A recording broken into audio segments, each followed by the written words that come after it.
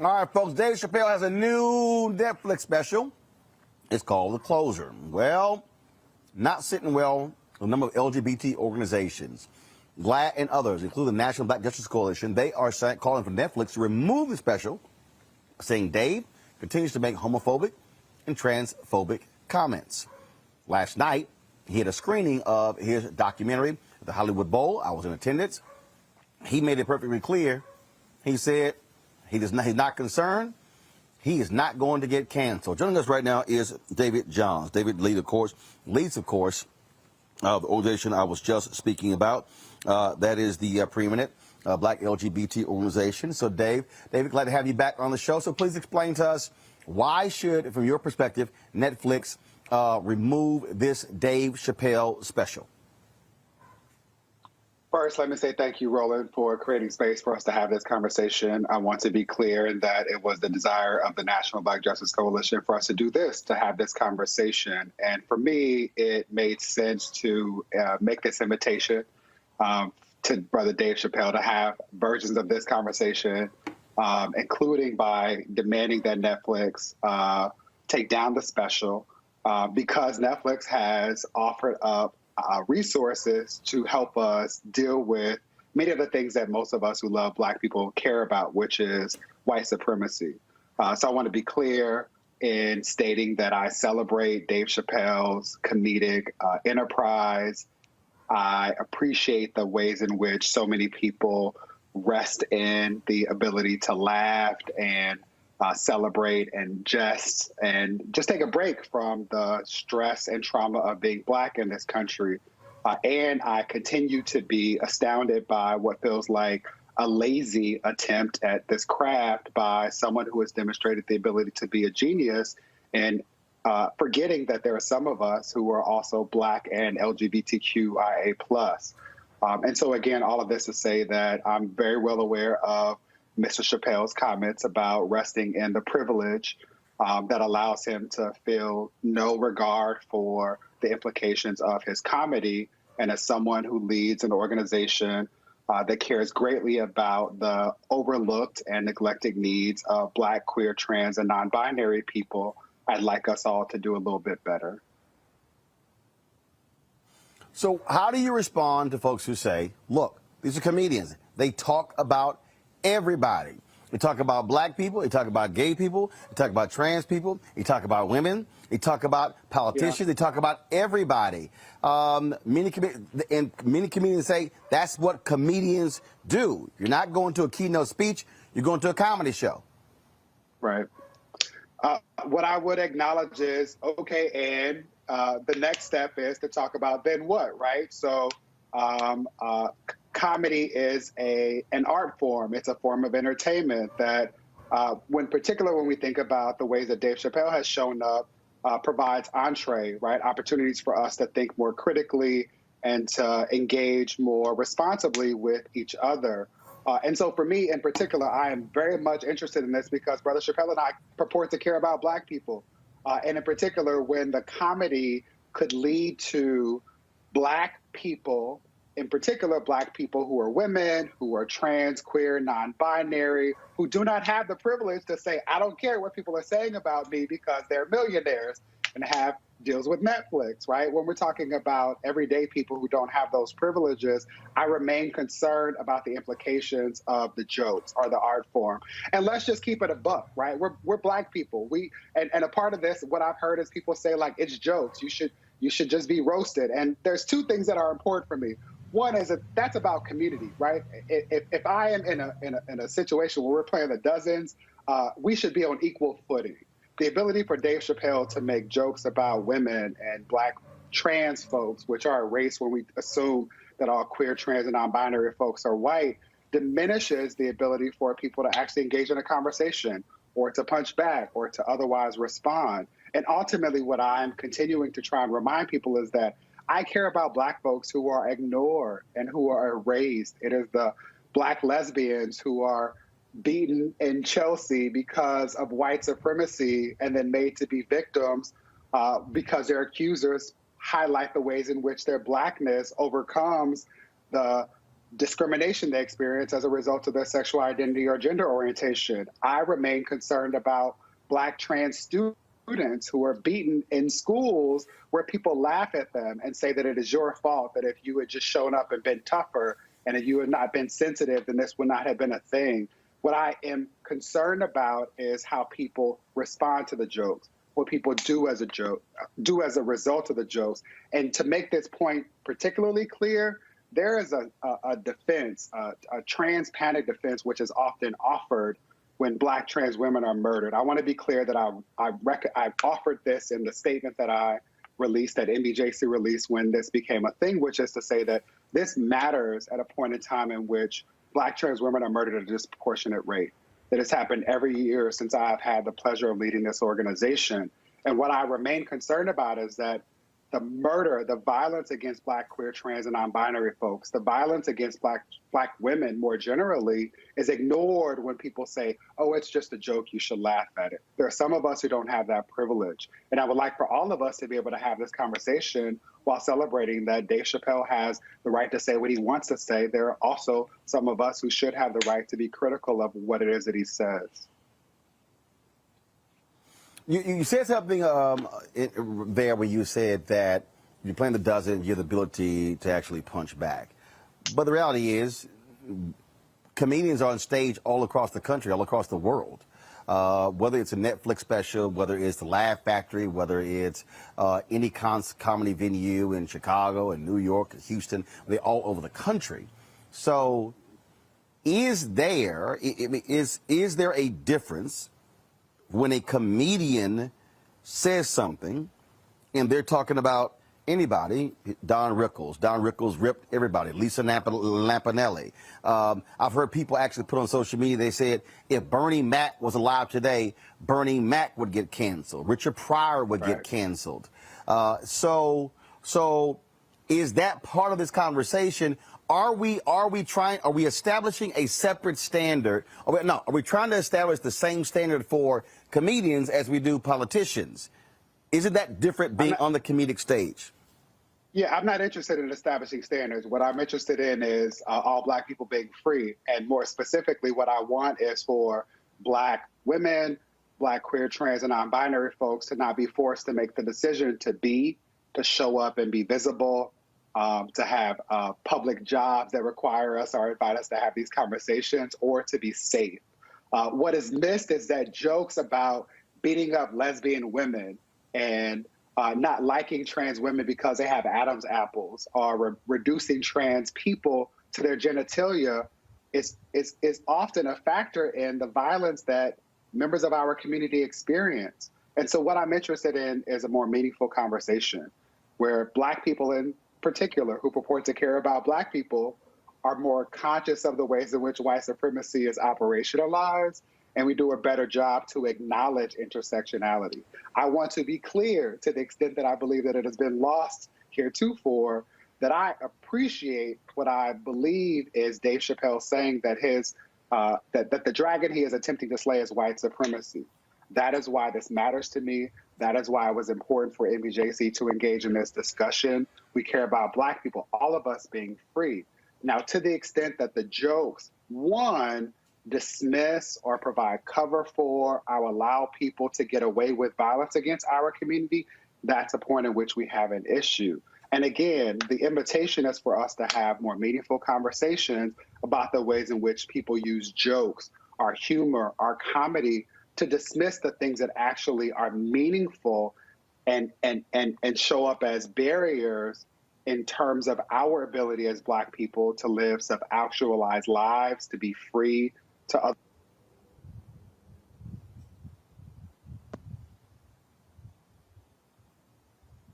Questions from each one of my panelists.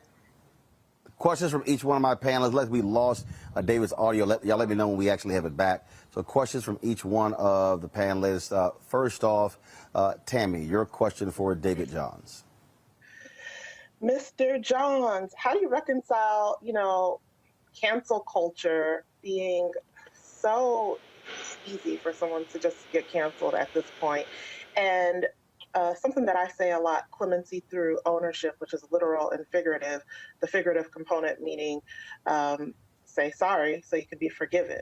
So if Dave Chappelle were to apologize for his comments, would you still have the same sentiments of, pushing for him to be quote unquote canceled, given the fact that in this, he's not apologizing. Just real quick. He ain't apologizing. Last night's show, he made it perfectly clear. No. He made it perfectly clear. He ain't apologizing. And in fact, Stevie Wonder even came on stage and talked about what we should be canceling. He was there in support of Dave. All right, David, go ahead. I don't know that I had anything to say. I was actually cut out of the conversation because of the audio. But again, I would just simply highlight that it must be nice. Hold on. Dave, what's it? Dave, hold on. David, hold on. David, hold on. So you didn't hear a question? I did not. I heard the last part of your comment as I was able to come back in. Okay, Tammy. Hold on. So Tammy, restate your question to David so we can answer.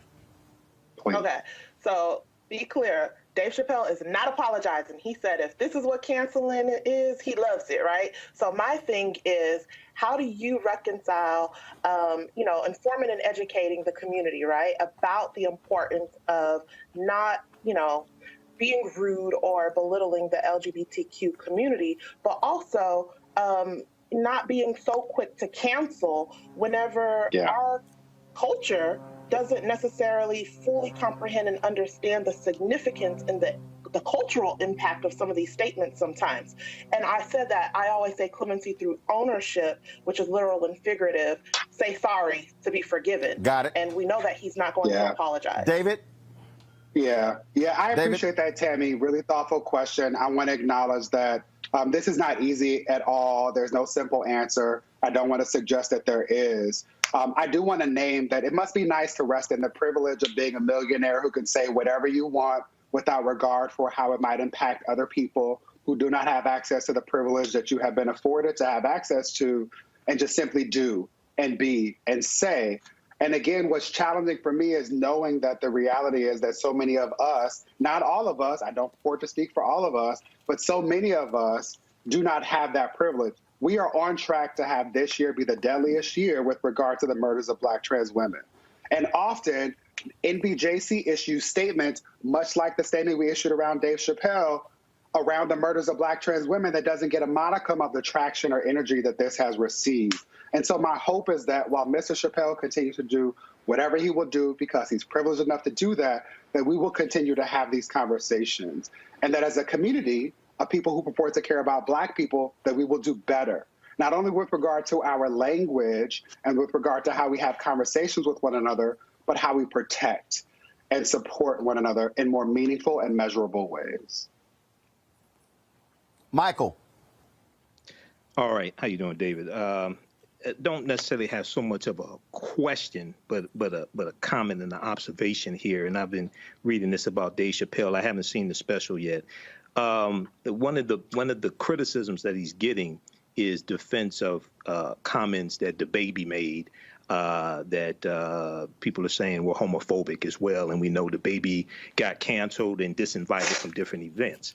And the concern that I have is that when African Americans are dehumanized, whether it's in music, whether it's in specials called the N-word, B's, and things like this, the outrage doesn't take place to talk about removing that artwork that dehumanizes African Americans. But and very quickly here, so the baby got disinvited from different events and festivals for making homophobic remarks on stage that was not part of a song. It wasn't recorded, anything like that. But he got invited to the festivals after making songs that dehumanize Black people. And people are largely silent on that, okay? So see, that's the conflict that I have, okay? So, you know, that's my perspective on this. Okay. No, I appreciate that. I appreciate that. Your thoughts on that? Yeah, I appreciate that. I appreciate that. And for me, the problem with the jokes and the presentation of this conversation via this big platform is that it affirms this lie that all Black people are cis, heterosexual, and think and operate in the same way, and all queer people are white.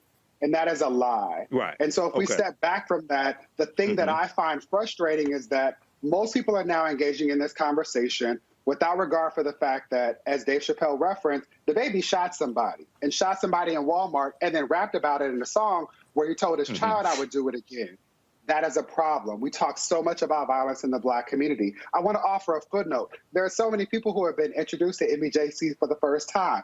Welcome to what we do. We're not new to this. We engage in similar conversations when we're talking about Tony McDade, the Black trans man who was murdered the same week that George Floyd was murdered by the Tallahassee Police Department. We show up and talk about and support Jasmine Koenig, a founder of this organization who has been in this space before, to talk about Ed Buck, a perpetrator of violence, systemic violence against Black, queer, and same-gender loving men in particular. We show up and talk about this with regard to Nigel Shelby and Black students who are bullied and suspended.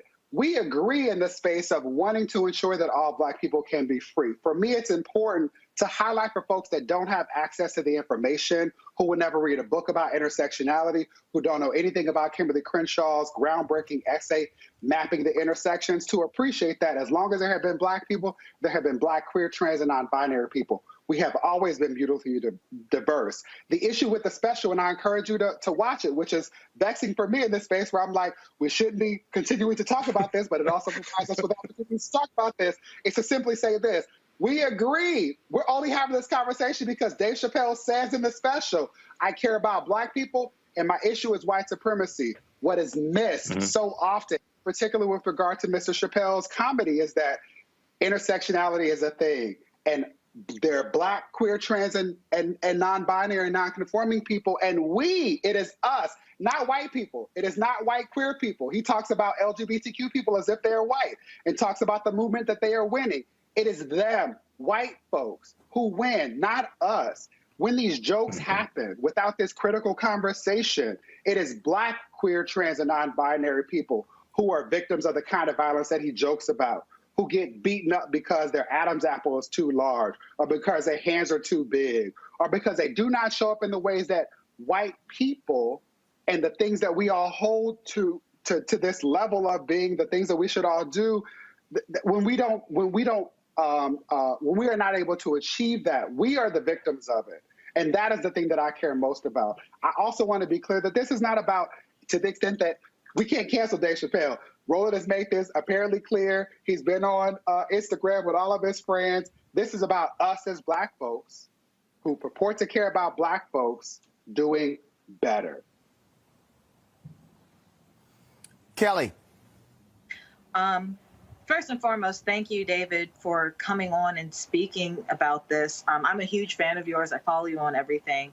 But I wanted to make clear how, and it's more of a comment than a question, but I would love your thoughts on it, how cancel culture has been just very conflated when it comes to accountability. I don't see this as being a canceling Dave Chappelle notion so much as it is the fact that all Black lives matter, and Dave Chappelle and other people who have the privilege of having a platform as large as Netflix need to be held accountable to the notion that all Black lives matter, that there are ways to be funny and to critique culture and to critique society without disparaging the most marginalized among us, especially within the Black community. And and finally, well, kind of finally, I saw a lot of comments over the past couple of days, and I want to make note that I have not seen the special, but his previous specials also touched on this, so I feel like I can say a little bit of it.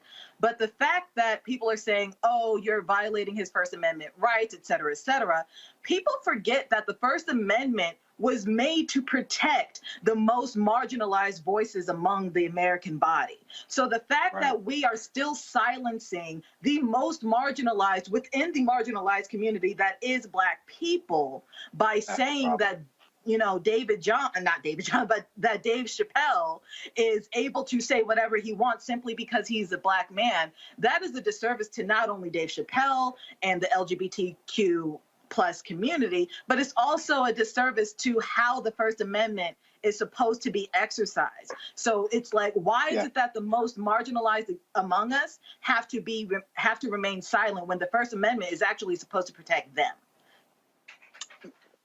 I love you, and not just because you are singing my song, but because you are thinking critically. And I want to be clear that I don't expect, nor do I want people to always agree with me, but I do want us to be able to have conversations about how we do better to ensure that all of us can get free. And the thing that I've struggled most with is the hypocrisy of so many people who have continued to say to me, it's just a joke. I found it funny, therefore you should say nothing about it. If Dave Chappelle had the freedom to make jokes, as he will clearly continue to do, I and other people should have the freedom to say, I watched the special twice over. I also know that this is not new, and I didn't find it funny. And two truths can exist at the same time. Beyond that, to your point, Kelly, I will continue to say that my issue and interest is in ensuring that all of us can be free. We are now actively having a fight, a conversation that hopefully will lead to us being able to pass the Equality Act. And the issue for me is that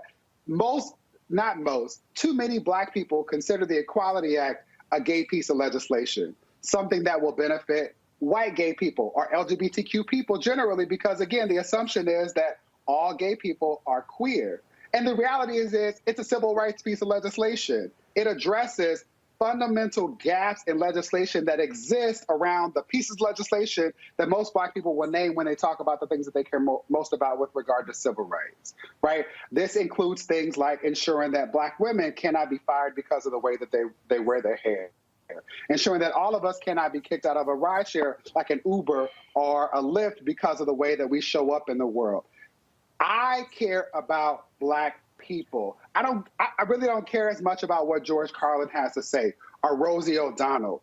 What I care about is acknowledging that in this moment, there is someone who has an extreme platform, who has an extreme amount of wealth, an extreme amount of privilege, who purports to care about Black people. And I'm simply saying that if you purport to care about Black people, I would like to know if you actually care about all of us. And for me, that's the question that is being pressed at this moment.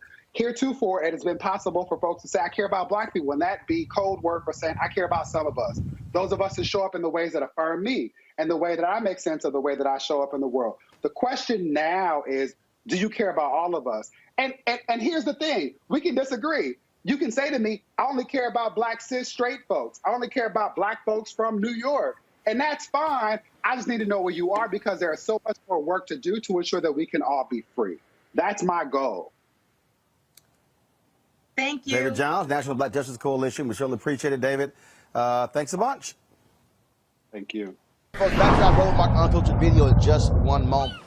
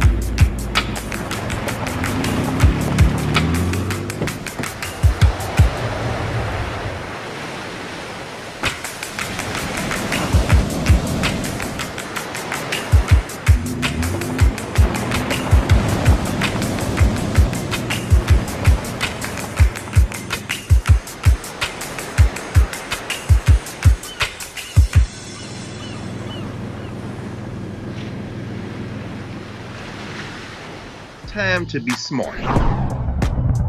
Roland Martin's doing this every day. Oh, no punches! Thank you, Roland Martin, for always giving voice to the issues. Look for Roland Martin in the whirlwind, to quote Marcus Garvey again. The video looks phenomenal, so I'm really excited to see it on my big screen. Support this man, Black Media. He makes sure that our stories are told. See, there's a difference between Black Star Network and Black-owned media and something like CNN. I got to defer to the brilliance of Dr. Carr and to the brilliance of the Black Star Network. I am rolling with Roland all the way. Honored to be on a show that you own. A black man owns the show. Folks, Black Star Network is here. I'm real revolutionary right now.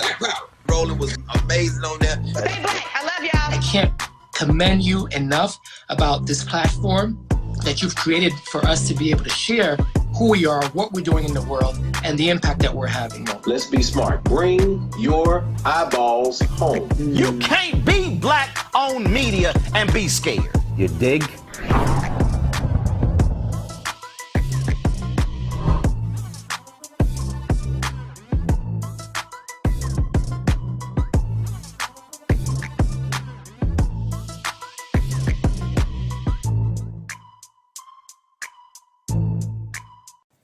So yesterday, Dr. Cleo Monago sent me a text message asking me were we going to be weighing in on this Dave Chappelle issue. I said, sure.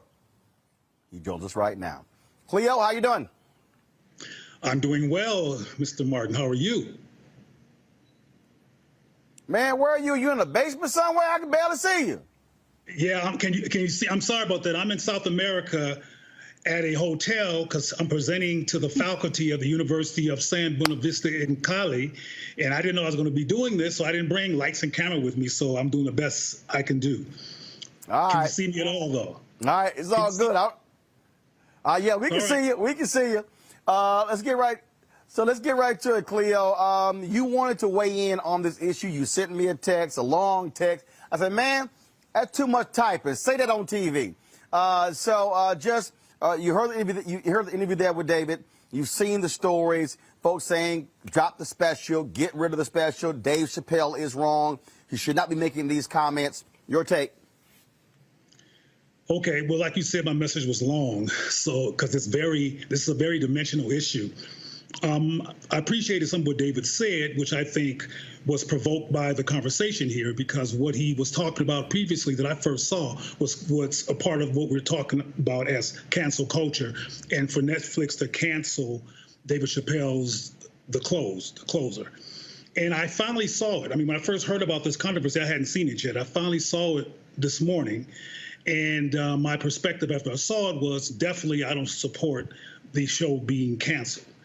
One of the things that was said in your conversation with David is about the importance of us having conversations, and I've been saying that for a while, that we need to be having Black, acculturated and informed conversations about these issues. I think the reason that David Chappelle talks about LGBTQ and queer and all that as white, because white people are its foundation, white culture is how it's rolled out, and the people that lead it in this country that have the most power are particularly whites. Black people are marginalized by that community, and one of the things that David Chappelle talked about in one of his previous stand-ups was that reality. But what I want to focus on here is that I care about everybody, Black. I care about Black trans people and what's been happening among trans Black people. That 21 that was identified as murder. I care about the 9,013 Black people who were murdered at large, 8,469 Black men, 1,440 Black women, and the 21 trans people that we know about who have been murdered. They all matter to me. But what's being ignored, and frankly, I think the gay paradigm encourages the ignoring of Black contextual historical issues, is that David, regardless of his millions and et cetera, is someone who cares about Black people and Black life. And one of the things that he said at the very ending of his program was empathy should go both ways in terms of Black people and the LGBTQ white-led community, and toward Black people. There should be empathy both ways, and historically there has not been.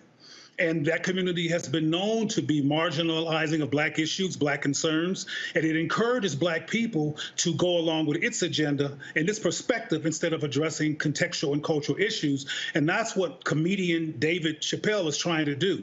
And I emphasize that he's a comedian because he's not a social scientist. He's not a behavioral health scientist. He's not a history major. He doesn't know the facts about the human story here. He probably does not know the issue of gender and gender nuance from an African perspective because that's not his background. So he's an American citizen who's talking about what he sees. And what he sees, which is because he's not blind, is an LGBTQ community that's white-led and practices racism.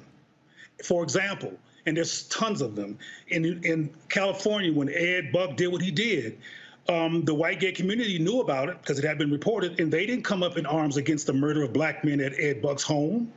And I got tons of examples of that community not being supportive of Black people. But I want to get back to some issues that David raised so people won't get confused, because David said over and over again that Black people are queer, Black people are trans, Black people, etc.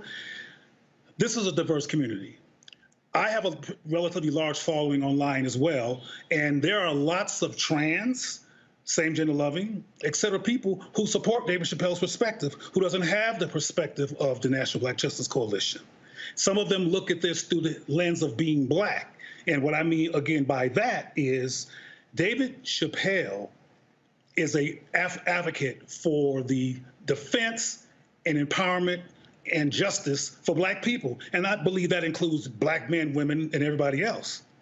And as a result of us not considering that and looking at this simply from a gay defensive lens, we're not even looking at the fact that if you look at his special from the whole context, he had a very endearing and loving story about a trans friend of his. And that's not being talked about among the people who are critiquing him. And the very few times it is referenced is poo-pooed because, frankly, there's a tendency in the society to poo-poo what Black men say, whether they're millionaires or not, because this is an anti-Black society that does attack Black men. And I'll finish this tangent with this because I hope to respond to questions.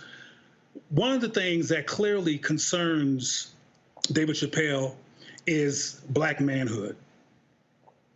And one of the things that I want to talk about at some point is the underpinning of why there's anxiety. I mean, he did a lot of bashing, if you will, around masculine traits of some trans people and made fun of it, which I found disturbing. And I understand contextually why people who are struggling, because transgender people struggle. Transgender people are bullied. Transgender people, as well as all kinds of other Black people, frankly, at larger numbers, are murdered and killed.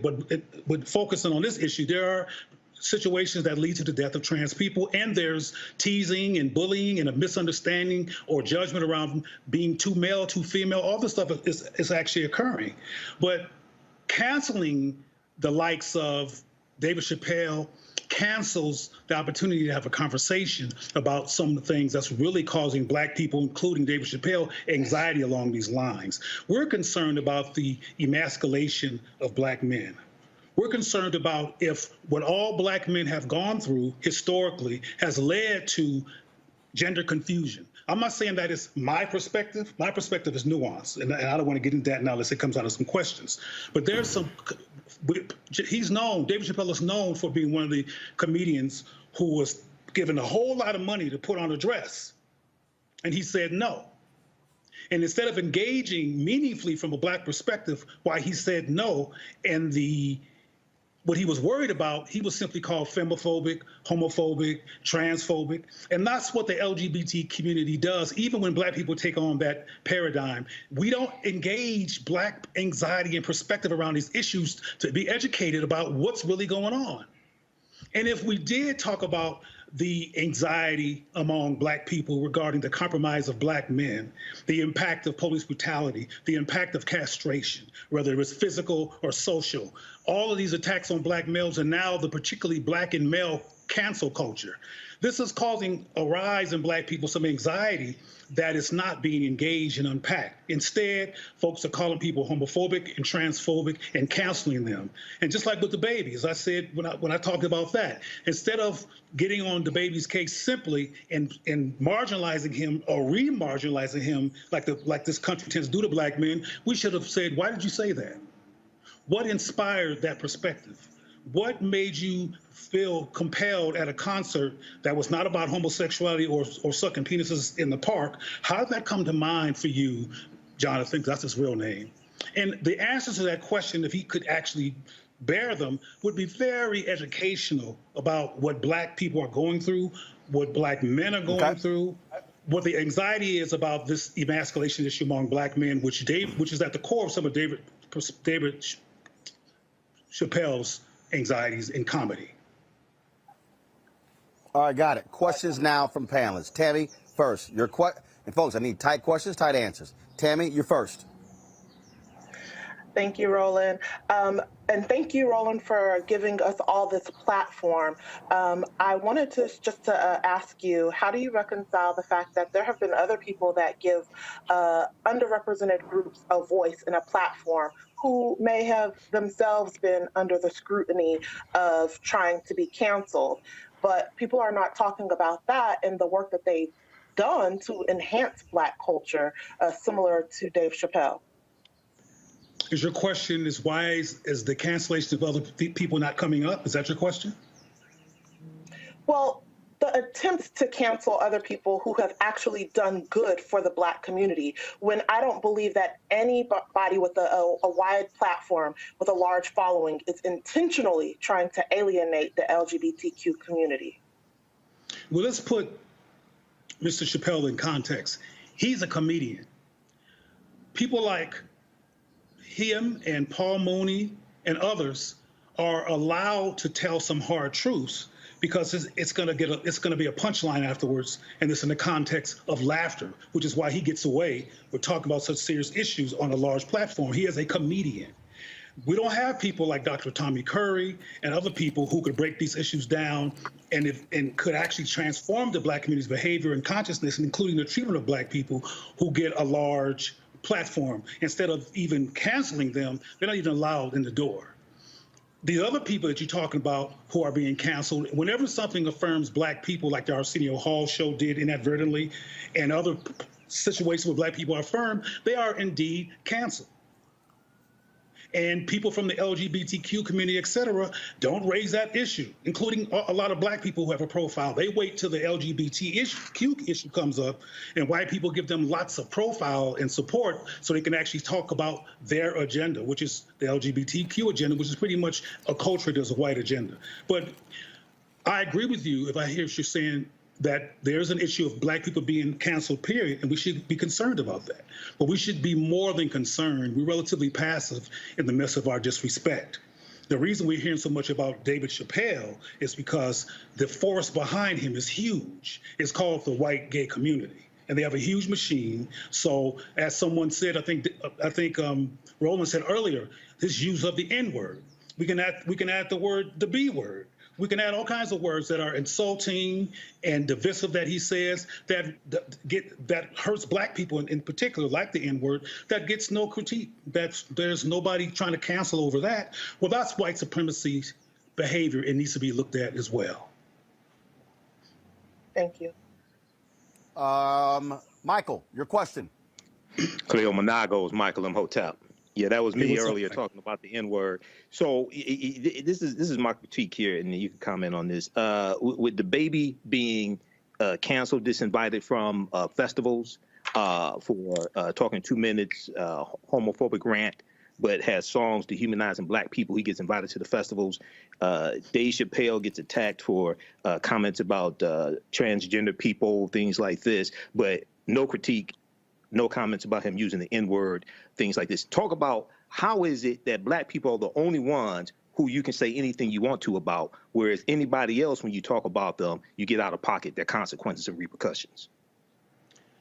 As I mentioned earlier, Black people do not have the relentless, focused, unified funded, and resource machine that the LGBTQ community has as a result of white people in white spaces with white privilege and white audacity creating that space. And I want to say, so I won't sound dismissive, that the white gay community exists, including with all its privilege, in response to having been profoundly oppressed once upon a time in this country, murdered and killed and harassed and locked up. So it's not that their behavior and their subjectivity is not warranted. However, it doesn't include issues that are relevant to Black people. But the bottom line is we don't have the machine. White supremacy has created a lot of conflict, a lot of people on different sides, including the LGBTQ identify and the Black side, which is a bunch of Black folks who should be getting together to resolve our issues across our collective. But we jump on bandwagons that get a lot of support sometimes because it's where the action is, it's where the money is, it's where the support is, where the media attention and where you can get some press.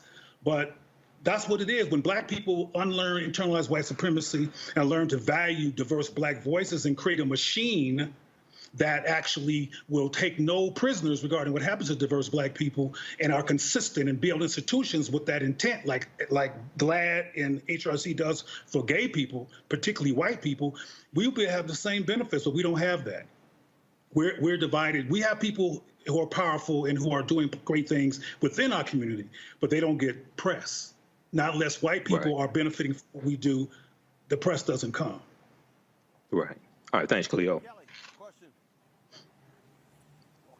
So I understand your point, but I'm failing to draw the correlation between what you've said and what David Johns brought up and what I've brought up and other people who have an issue with Dave Chappelle's remarks, in that while he was, making remarks against white supremacy and the like through his comedy and his commentary in this special, the problem isn't that he was just talking about the white LGBT plus community. It's the fact that in so doing, it's harming the Black people within that community. So again, this is a marginalized within the marginalized community saying, hey, this actually hurts me more than my white counterpart. Can you stop? And yet and still we have people literally just saying no and screw you. So how do you reconcile the fact that it's Black LGBT people saying this is hurting me? We are the ones who are actually going to be impacted by his commentary the most because he's a Black man. How do you reconcile them actually pleading with the cis het community, myself and you and others? How are we to basically take them under the wing that is Black people and let them know that we care? All right, well, that's a lot.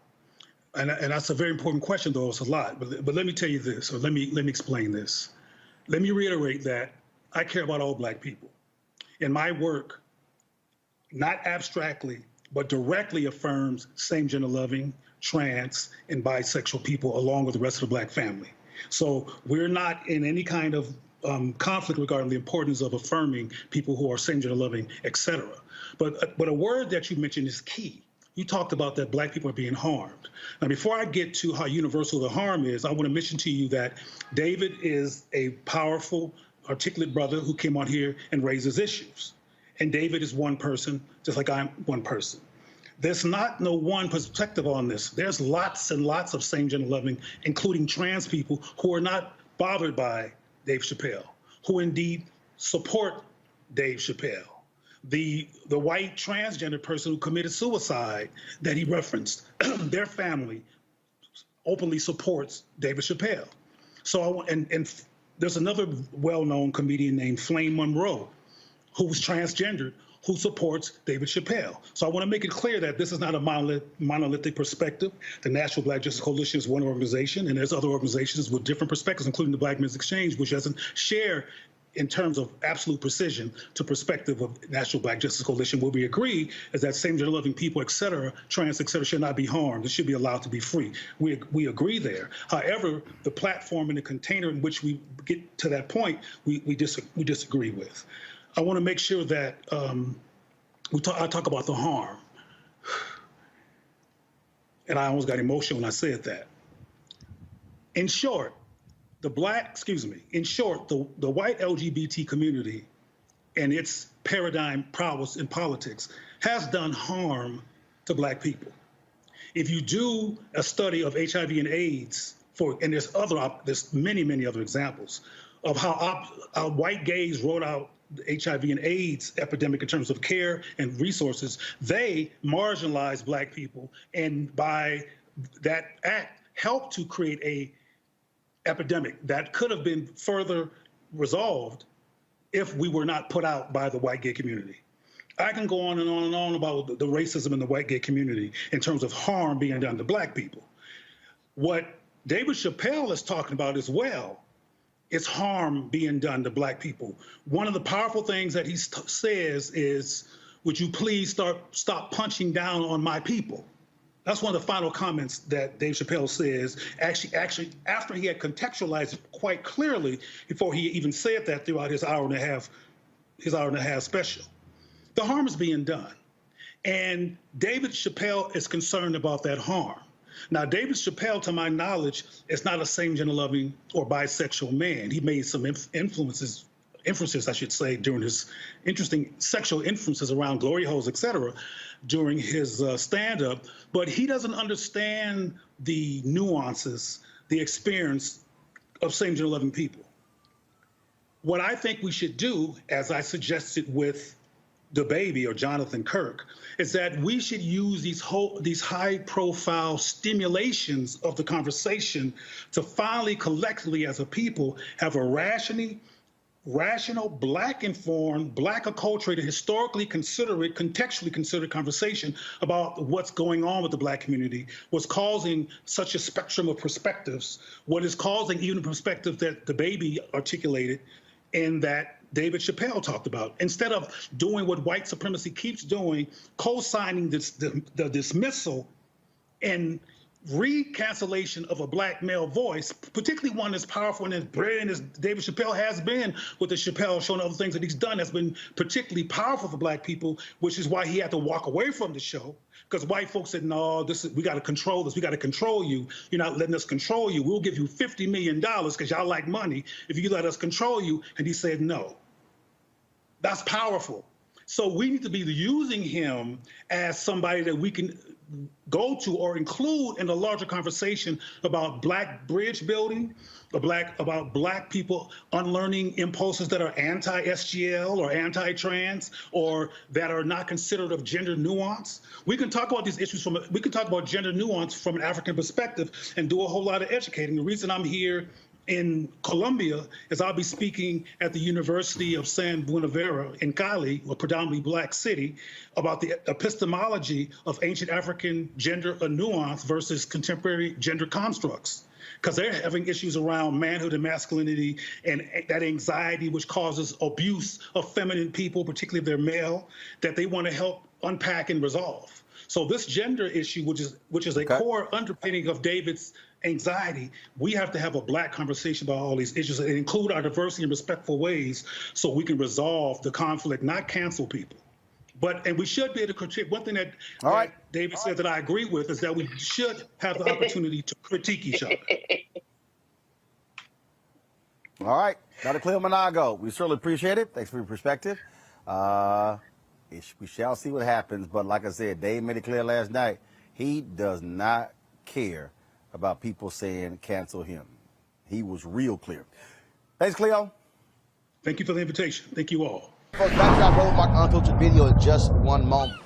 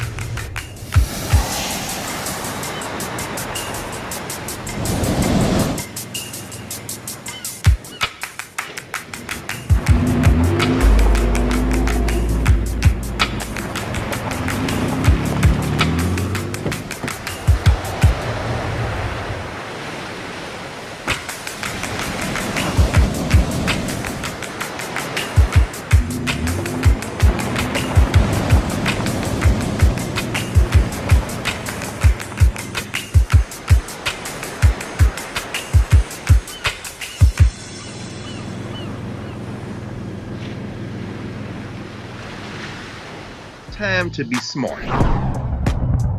Roland Martin's doing this every day. Oh, no punches! Thank you, Roland Martin, for always giving voice to the issues. Look for Roland Martin in the whirlwind, to quote Marcus Garvey again. The video looks phenomenal, so I'm really excited to see it on my big screen. Support this man, Black Media. He makes sure that our stories are told. See, there's a difference between Black Star Network and Black-owned media and something like CNN. I got to defer to the brilliance of Dr. Carr and to the brilliance of the Black Star Network. I am rolling with Roland all the way. Honored to be on a show that you own. A black man owns the show. Folks, Black Star Network is here. I'm real revolutionary right now. Roland was amazing on that. Stay black. I love y'all. I can't commend you enough about this platform that you've created for us to be able to share who we are, what we're doing in the world, and the impact that we're having. Let's be smart. Bring your eyeballs home. You can't be Black-owned media and be scared. You dig?